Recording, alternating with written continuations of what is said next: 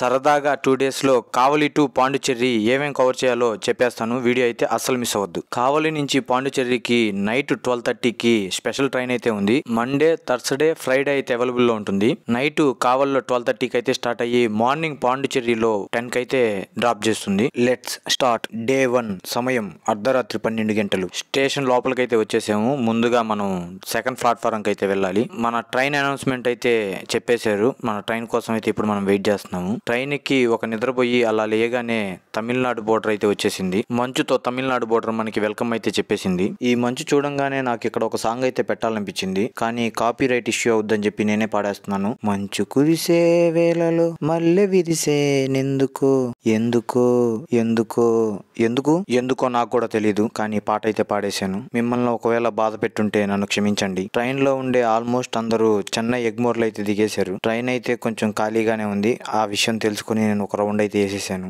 ఇప్పుడిప్పుడే చీకటి కడుపును చీల్చుకుంటూ సూర్యుడు మనకి గుడ్ మార్నింగ్ అయితే చెప్పేస్తున్నాడు. దట్టమైన మంచు ఉండడం వల్ల మనకి సూర్యుడు అయితే కనపడడం లేదు. ఏపీ బోర్డర్ దాటి తమిళనాడుకు వచ్చి తమిళనాడు నుంచి ఇప్పుడే మనం పాండిచ్చేరిలోకి అయితే ఎంటర్ అయిపోతున్నాము. పాండిచ్చేరి ఎంటర్ అయ్యామో లేదో ఇక్కడ బిల్డింగ్లన్నీ పసుపు రంగులు అయితే కనపడుతున్నాయి. టీడీపీకి దీనికి ఏం సంబంధం లేదు. ఫైనల్ గా చిన్న చిన్న ఇల్లులు దాటి మనం పాండిచ్చేరి లోపలికైతే వచ్చేసాము. మొత్తానికి పాండిచ్చేరి రైల్వే స్టేషన్ అయితే వచ్చేసింది. సమయం ఉదయం 10 గంటలు. ఇప్పుడే మనం పాండిచ్చేరిలో అయితే ల్యాండ్ అయ్యాము. రైల్వే స్టేషన్ దాటి పాండిచ్చేరి సిటీ దాటి ఫ్రెంచ్ కాలనీలోకి అయితే ఇప్పుడే అడుగు పెట్టేశాము. ఇప్పుడు అర్జెంట్ గా మనం ఒక రూమ్ అయితే తీసుకోవాలి. పాండిచ్చేరిలో రూమ్ ఎక్కడ తీసుకోవాలి అని చాలా మందికి సందేహం ఉంటుంది. నా సజెషన్ అయితే మనం బీచ్ వ్యూ ఉండేది తీసుకోలేం, ఎందుకంటే మనం బలిసినోళ్ళం కాదు. అలా అని మనం స్టేషన్ దగ్గరలో కూడా తీసుకోలేం, ఎందుకంటే మన దగ్గర వెహికల్స్ లేవు. అందుకే నేనైతే ఫ్రెంచ్ కాలనీకి వైట్ టౌన్ కి కొంచెం దగ్గరలో మార్కెట్ కి దగ్గరలో ఉన్న సూర్య హోటల్లో అయితే రూమ్ తీసుకున్నాము.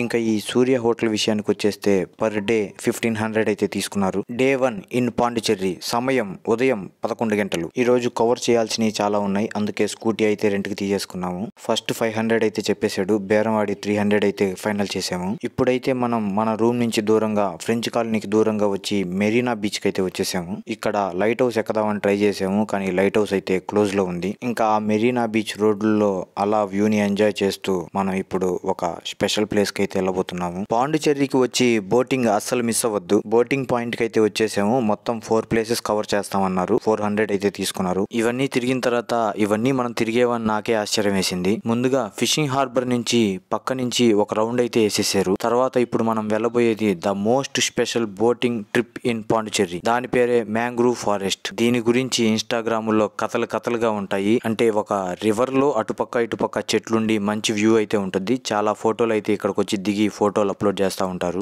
ఏది మిస్ అయినా ఈ మ్యాంగ్రూవ్ ఫారెస్ట్ ని అస్సలు మిస్ అవ్వద్దు. ఇదిగోండి, ఇదే మ్యాంగ్రూవ్ ఫారెస్ట్. దట్టమైన అడవుల్లో పచ్చటి చెట్ల మధ్య బోటింగ్ అయితే ఉంటుంది. మొత్తానికి మనం మ్యాంగ్రూవ్ ఫారెస్ట్ ని ఒక రౌండ్ అయితే వేసుకుని తిరిగి మరో గమ్యానికి ప్రయాణం అయితే వెళ్తున్నాము. తర్వాత వీళ్ళు తీసుకొచ్చిన ప్లేస్ అరకుమేడు. ఈ ప్లేస్ కి రావాలంటే మనం బోట్ లోనే రావాలి. ఇక్కడైతే మనల్ని డ్రాప్ చేసి 1 అవర్ లో స్టార్ట్ అవుద్ది, వెంటనే వచ్చేయండి అన్నారు. ఇదంతా తిరిగిన తర్వాత నాకు అర్థమైంది ఇది 1 అవర్ కాదు, హాఫ్ అన్ అవర్ లో తిరిగి వచ్చేయచ్చని. ఇది వచ్చేసి డైరెక్ట్ ఈ లేక్ నుంచి సముద్రంలోకి అయితే మనల్ని తీసుకెళ్తారు. లోపలికైతే కాదు, వాళ్ళకి సర్టైన్ డిస్టెన్స్ అయితే ఉంటాయి. ఆ డిస్టెన్స్ లోకి అయితే మనల్ని తీసుకెళ్తారు. మనకి లైవ్ జాకెట్లు అయితే వేసుకోమన్నారు. నేను అప్పుడు దాకా వేసుకోలేదు, కానీ సముద్రంలోకి వెళ్తున్నాం అని చెప్పి లైవ్ జాకెట్ కంపల్సరీ అన్నారు. అతని మాటలకైతే భయపడి నేను లైవ్ జాకెట్ అయితే వేసుకున్నాను. ఇవన్నీ తిప్పి మన డ్రాపింగ్ పాయింట్ కి అయితే తీసుకొని వచ్చేసారు. బోటింగ్ అయితే నాకు చాలా బాగా నచ్చింది. Day 1 in Pondicherry. సమయం మధ్యాహ్నం 2:30 గంటలు. ఇప్పుడు మనం లంచ్ అయితే పూర్తి చేసుకుని పాండిచ్చేరికి పక్కనే ఉన్న అరువేలికి అయితే వెళ్ళిపోతున్నాము. ఇదైతే పాండిచ్చేరి నుంచి అరువేలికి జస్ట్ 14 కిలోమీటర్స్ అయితే ఉంటుంది. దీంట్లో వెళ్ళాలంటే సపరేట్ గా ఆటో మాట్లాడుకుని వెళ్ళాలి, లేదా వెహికల్ అయితే తీసుకుని వెళ్ళాలి. ఎలాగో మా దగ్గర స్కూటీలు రెంట్ తీసుకుని ఉన్నాం కాబట్టి మేము డైరెక్ట్ అయితే వెళ్ళిపోయాము. మొత్తానికి పాండిచ్చేరి అయితే దాటి టోల్ గేట్ దగ్గరికి అయితే వచ్చేసాము. అరువేలికి ఎలా వెళ్లాలో తెలియని వాళ్ళకి పాండిచ్చేరి వరకు గూగుల్ మ్యాప్స్ లో అయితే ఓకే. ఇక్కడ నుంచి గూగుల్ మ్యాప్స్ నమ్ముకున్నారంటే ఉన్నది అమ్ముకున్నట్టే. టోల్ గేట్ క్రాస్ చేయగానే కొంచెం ముందుకు వెళ్ళంగానే ఫస్ట్ రైట్ అయితే తీసుకోవాలి. ఒక 1 వే రోడ్ అయితే కనపడుతుంది. ఆ రోడ్డు నుంచి చిన్న చిన్న పల్లెటూర్లు దాటి మనం అరువేలికి అయితే చేరుకోవాలి. మొత్తానికి మేము అరువేలి అయితే చేరుకున్నాము. కానీ ఇక్కడ బైక్ అయితే పార్క్ చేసి కొంచెం ముందలకైతే నడిచి వెళ్ళాలి. ఎంత నడవాలి అనేది నేను క్యాలిక్యులేట్ అయితే చేయలేదు, కొంచెం అయితే నడవాలి. నడిచే మార్గ మధ్యలో కొన్ని స్టాల్స్ అయితే ఉంటాయి. మీకు ఇంట్రెస్ట్ ఉంటే అక్కడ ఏవైనా పర్చేస్ అయితే చేయొచ్చు. ఇవన్నీ స్పెషల్ గా హ్యాండ్ మేడ్ తో అయితే ఉంటాయి. ఒక దగ్గర అయితే కొంతమంది ఫారినర్స్ చిన్నపిల్లలు వేసే డ్రాయింగ్స్ ని గీసి తీసి అమ్మేస్తున్నారు. నేనైతే కొనలేదు, కానీ ఎవరొకరు కొనే ఉంటారు. ఆ స్టాల్స్ నన్ని దాటి మనం ఒక బిల్డింగ్ దగ్గరికి అయితే వచ్చేసాము.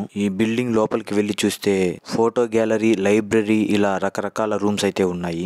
ఈ ఫోటోలో ఉన్నది బయట ఉన్న విగ్రహం ఒకటేనో కాదో గెస్ చేసి చెప్పండి. నాకు ఈ బిల్డింగ్ లో నచ్చిన ప్లేస్ అయితే ఇదే. ఇది వచ్చేసి మెడిటేషన్ రూమ్. ఫైనల్ గా మన గమ్యాన్ని అయితే చేరుకున్నాము. అరవెల్లిలో ఏముంటుంది అంటే ఈ గోల్డ్ గ్లోబ్ అయితే ఉంటుంది. దీనికోసమే మనం ఇంత దూరం అయితే వచ్చాము. కానీ బాధాకరమైన విషయం ఏంటంటే కిందకి పోనివ్వలేదు. కింద వర్క్ అయితే జరుగుతుంది. దూరం నుంచి చూసుకొని అయితే వచ్చేసాము. మళ్ళీ తిరిగి నడిచి వెళ్ళాలా అనే డౌట్ అయితే వచ్చింది, కానీ అవసరం లేదు. అక్కడి నుంచి ఫ్రీ బస్సులు అయితే ఉంటాయి. ఆ ఫ్రీ బస్సులు ఎక్కేవంటే తిరిగి మన పార్కింగ్ ప్లేస్ కి అయితే తీసుకెళ్తారు. అక్కడి నుంచి మన వెహికల్స్ అయితే తీసుకొని మళ్ళీ మనం తిరిగి పాండిచేరికి అయితే వచ్చేసాము. ఈవినింగ్ టైం అవ్వడం వల్ల ట్రాఫిక్ ఫుల్ హెవీగా ఉంది. మళ్ళీ తిరిగి మన రూమ్ కి అయితే వచ్చేసాము. Day 1 in Pondicherry. సమయం సాయంత్రం 7 గంటలు. ఎక్కడైనా లైఫ్ అంటే నైట్ తో ఎండ్ అవుతుంది, కానీ పాండిచేరిలో లైఫ్ అంటే నైట్ తోని స్టార్ట్ అవుతుంది. నైట్ టైం అస్సలు మిస్ అవ్వద్దు. పాండిచేరి అంతా ఒక రౌండ్ అయితే వేసేసేయండి. ముఖ్యంగా ఫ్రెంచ్ కాలనీ. ఆ లైట్లు, ఆ పబ్బులు, ఆ కలర్స్, అవన్నీ వేరే లెవెల్ అంతే. అలాగే ఫ్రెంచ్ కాలనీకి, వైట్ టౌన్ కి సెంటర్ లో ఉన్న గాంధీ బొమ్మ ఏరియాని అసలు మిస్ అవ్వద్దు. ఒకవేళ మీరేమైనా షాపింగ్ చేయాలనుకుంటే ఇక్కడ ఉన్న మార్కెట్ కి అయితే వచ్చేసేయండి. ఇక్కడ రకరకాల ఐటమ్స్ అయితే అవైలబుల్ లో ఉంటాయి. ఇక మా రూమ్ దగ్గరికి వచ్చేస్తే ఇక్కడ ఏదో ఊరేగింపు అయితే జరుగుతుంది. మా రూమ్ పక్కనే ఉన్న KFC లో పార్సిల్ అయితే తెచ్చుకొని డిన్నర్ కి చికెన్ ముక్కలను అయితే తినేసి డే 1 ని కంప్లీట్ చేసేసాం. రేపు ఎర్లీ మార్నింగ్ సన్ రైజ్ ని ఎలా అయినా కవర్ చేయాలి, అస్సలు మిస్ అవ్వకూడదు. Day 2 in Pondicherry. సమయం ఉదయం 7 గంటలు. సన్ రైజ్ ని అస్సలు మిస్ అవ్వకూడదు అనుకున్నా, కానీ మిస్ అవ్వక తప్పలేదు. మార్నింగ్ కొంచెం ఈ ఏరియా మొత్తం పీస్ఫుల్ గా అయితే ఉంటుంది. ఈ ఏరియాని రాక్ బీచ్ అని కూడా అంటారు. ఈ ఏరియాలో రూమ్ తీసుకోవాలంటే బాగా బలిసిన వాళ్ళు అయి ఉండాలి, ఎందుకంటే ఇది బీచ్ వ్యూ ఉండే ఏరియా. ముందుగా ఫోటో షూట్ సెక్షన్ ఏమన్నా ఉంటే ఈ టైంలో మనం ఫినిష్ చేసుకోవాలి. మొత్తానికి ఈ ఏరియా మొత్తం ఒక రౌండ్ అయితే వేసేసాము. ఈ వ్యూలోని మీకు అర్థం అయిపోతుంది ఈ ప్లేస్ ఎంత స్పెషల్. ఒక సైడ్ సముద్రం, ఇంకో సైడ్ బిల్డింగ్స్, మధ్యలో రోడ్డు, అటుపక్క సీషోర్ అయితే ఉంటుంది. ఫోటో షూట్ సెక్షన్ బీచ్ లోనే కాదు, లోపలికి వచ్చి ఫ్రెంచ్ కాలనీలో ఒక రౌండ్ అయితే వేసేసి మీకు నచ్చిన ప్లేస్ లో గోడల పక్కన నించొని ఫోటోలు అయితే దిగేయచ్చు. మేమైతే సరదాగా ఒక రౌండ్ అయితే వేసేసాము. నైట్ మళ్ళీ తిరిగి ట్రావెల్ అయితే చేయాలని రూమ్ కి అయితే వెళ్లి కాసేపు రెస్ట్ అయితే తీసుకున్నాము. Day 2 in Pondicherry. సమయం సాయంత్రం 6:30 గంటలు. తిరిగి మళ్ళీ లాస్ట్ గా ఒక వ్యూ పాయింట్ ని కవర్ చేద్దామని బీచ్ లోకి అయితే వచ్చేసాము. అలాగే సన్సెట్ కోసం బీచ్ కి అయితే వచ్చేసాము. కొంతమంది వాలంటీర్స్ బీచ్ ని అయితే క్లీన్ చేస్తున్నారు. బీచ్ లో అలా వాక్ చేస్తూ ఫ్రెంచ్ కాలనీలో ఉన్న చర్చ్ కి అయితే వచ్చేసాము. ఈ చర్చ్ అయితే నాకు భలే నచ్చేసింది. ఆ చర్చ్ లో నుంచి బయటికి రాగానే ఈ వృక్షాలన్నీ ఒక లైన్ లో అయితే ఫారినర్ ని తీసుకుని వెళ్తున్నారు. ఈ వ్యూ చూడంగానే నేనైతే షాక్ అయిపోయాను. Day 2 in Pondicherry. సమయం రాత్రి 7 గంటలు. డామినోస్ లో పిజ్జా అయితే తినేసి రూమ్ కి వెళ్లి చెక్అవుట్ అయితే చేసేసి డే 3 కి ఒక అద్భుతమైన ప్రదేశానికి ప్లాన్ అయితే వేసేసాము. ఆ అద్భుతమైన ప్లాన్ ఏంటో తెలుసుకోవాలంటే వెయిట్ ఫర్ నెక్స్ట్ వీడియో. సింహం వేట కొనసాగుతూనే ఉంటుంది. సబ్స్క్రైబ్ చేసుకోవచ్చు కదా.